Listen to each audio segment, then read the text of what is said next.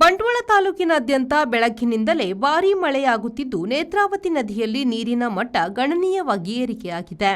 ಈ ವರ್ಷದ ಮಳೆಗಾಲದಲ್ಲಿ ಇದೇ ಮೊದಲ ಬಾರಿಗೆ ನದಿಯಲ್ಲಿ ನೀರು ತುಂಬಿ ಹರಿದಿದ್ದು, ಬೆಳಿಗ್ಗೆ 5.6 ಮೀಟರ್ನಲ್ಲಿ ನೇತ್ರಾವತಿ ಹರಿಯುತ್ತಿದ್ದು, ಮಧ್ಯಾಹ್ನದ ವೇಳೆಗೆ 7.3 ಮೀಟರ್ನಲ್ಲಿ ಉಕ್ಕಿ ಹರಿಯುತ್ತಿತ್ತು.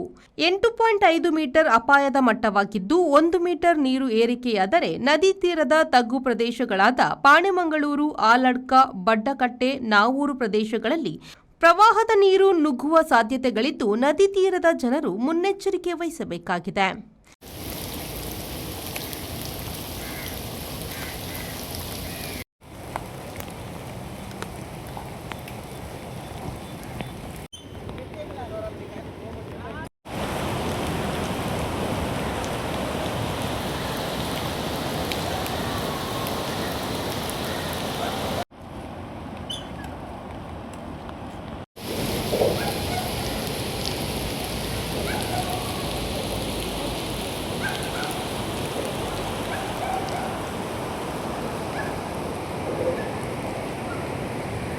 Sandeep Salian, V4 news, Bantwal.